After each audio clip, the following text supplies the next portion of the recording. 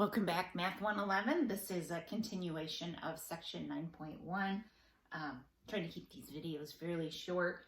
We just did a little example that looked at Rosie, the Old English sheepdog, and this was the p-value we came up with.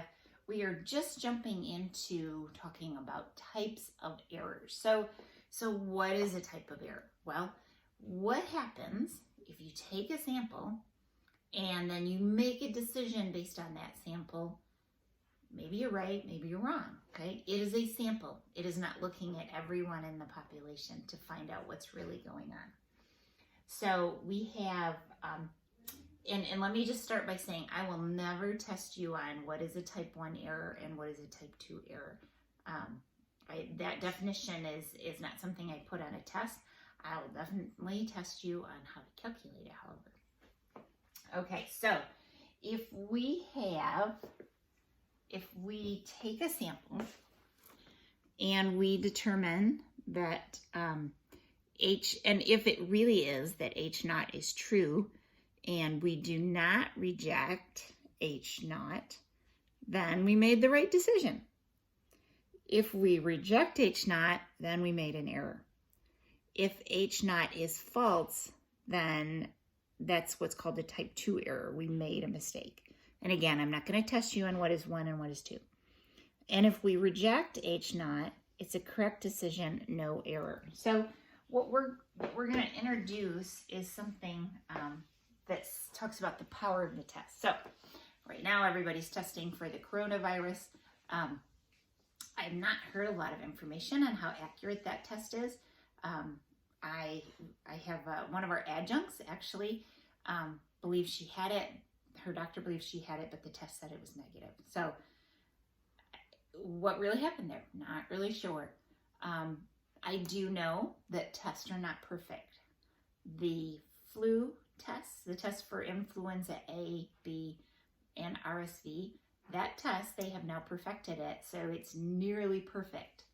However, if it's too early and you haven't had the flu very long, or you're not sick enough, there's not enough cells shedding is the term they use, then you'll find that it gives you a false answer. If you do a strep test and the person doesn't have enough strep cells in their throat, it might say they don't have strep when they really do. Now that's an error. So that would be H naught is true and you rejected it, so that's a type 1 error. If you've ever broken a bone and the initial x-ray doesn't show a fracture, maybe it's so swollen they can't really tell, that's an error in the test. So pregnancy test, if it's too early and you're not far enough along, those can be an error. But there also could be a test that shows that you do have a problem, you do have whatever it is, but you don't.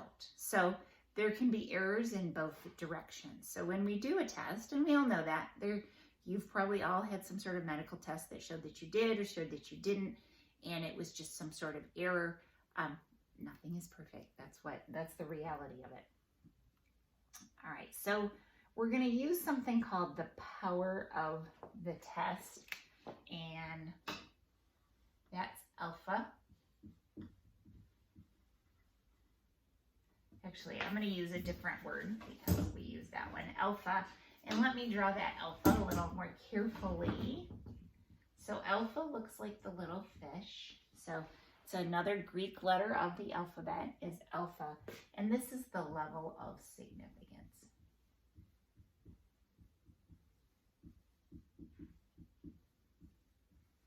So the level of significance. And you will not have to choose that. In this, for the sake of this book, we're going to use 0.01 or 0.05, and they'll simply tell you that. Now, if you're creating your own test and going to do some testing, what is that level of significance? Well, probably you have a committee that talks about it and decides how sensitive, because that determines how likely you're going to have these different types of error. Am I going to have a false positive? So I say the person has cancer, but they don't. Or am I going to have false negatives? I say that you don't have strep, and then you do. So it's a balancing act, and the medical profession would probably be more than happy to argue that with you on both sides. So that's my alpha. Alpha happens to be the first letter of the Greek alphabet. You'll hear God talked about as the alpha and the omega. It's the first and the last letters of the Greek alphabet. He is the beginning and the end. So our God that we serve. So the level of significance is the probability of rejecting H naught when it's true, okay? So we say that you don't have strep, but you really do. And so that's a type 1 error. Again, I'm not going to. So the power of the test is, beta is also, again, there might be a homework question, but I will not test you over it. This is slide 43 that you can go refer to when you do that question. The probability of making a type 2 error is beta, which is the second letter of the Greek alphabet, and 1 minus beta is called the power of the test, and that represents the probability of rejecting H naught when it is in fact true. So that's the power of the test. So, so we have alpha, could be 0.01, it could be 0.05. Sometimes you reject, sometimes you don't. So let's go back to Rosie.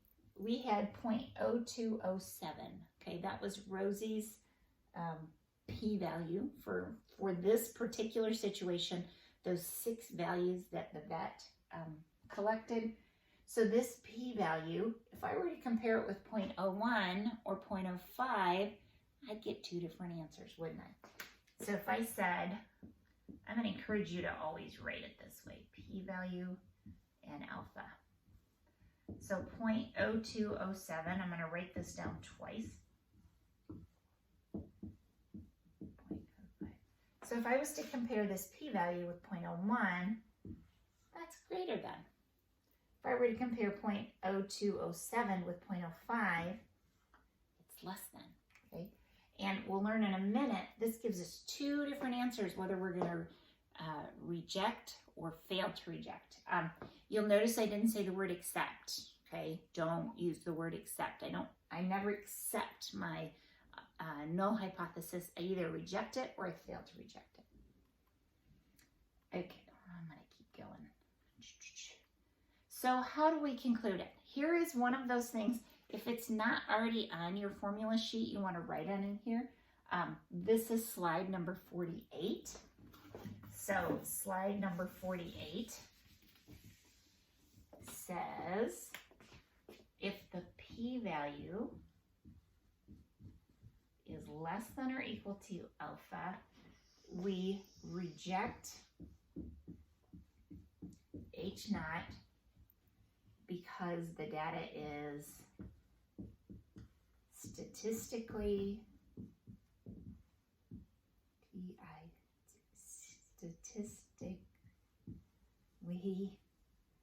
significant.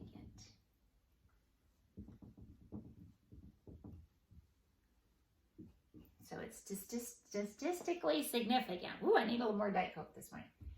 If the p-value, and again, what is p-value? It's that thing I calculated using my z-score. If my p-value is greater than alpha, I fail to reject. Okay, so let's break this down because this is super important. Let me put some stars up here. This is really important because this is the whole point of it. This is how you conclude the test. This is how you say if you reject it or fail to reject. So the p-value, if it's less than or equal to alpha, I'm going to reject that null hypothesis. So what was Rosie's null hypothesis? That her heart rate, let's try a different color. Her heart rate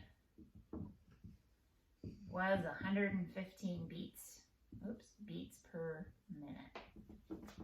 H1 U is less than 115. Okay, so per minute. So here's my null hypothesis that her heart rate is what the book says. Her vet says I think it's really less than. Again, H naught colon mu equals 115 beats per minute. H1 colon mu is less than 115 beats per minute.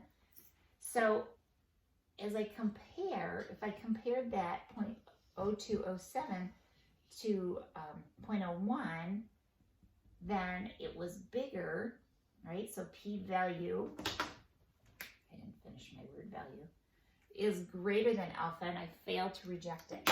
So what I say is, I can't say her heart rate is 115, isn't 115.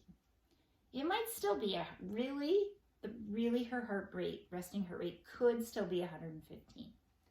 I can't reject it because I just don't have enough information.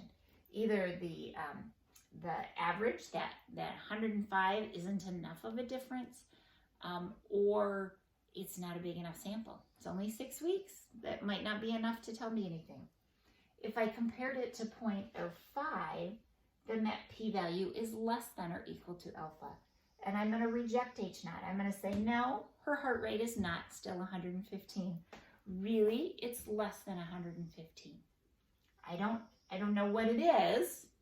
I just know that it has gotten slower. It has slowed down because the data is statistically significant. So this is an important piece of the puzzle. This is how we walk through. I strongly encourage you to read the book. Look at the PowerPoints again. All right, so these are all my summaries. Just looking to see. So let me just read this one. This is slide 53. It says if we fail to reject, that there's not enough evidence in the data to justify a rejection of H naught. So again, this is what it always has been accepted. Am I rejecting that, or am I failing to reject it? This means we retain H naught with the understanding that we have not proved that it is, that something has changed. Haven't proved it beyond doubt. If we reject H naught, there is enough. So this is the stronger statement. I reject H naught and the evidence in the data to reject H naught and say, yes, something has changed. It means that we choose this alternative hypothesis, but we haven't proved it beyond doubt. Again, there's an error involved in every test, right? We talked about that with our medical examples, that some of those are errors. In fact, I understand that on x-rays, when the report from an x-ray from a radiologist, it always says no evidence of, if there's no break or they don't see a break, they say there's no evidence of a fracture, but if symptoms persist, retest. So they never say there's absolutely not broken. However, because sometimes, especially with children and breaks around like growth plates, they don't see that it was broken until you see evidence of healing. So kind of interesting how that works. That's the end of that one. Trying to keep these short. Keep up the good work, guys. Thanks.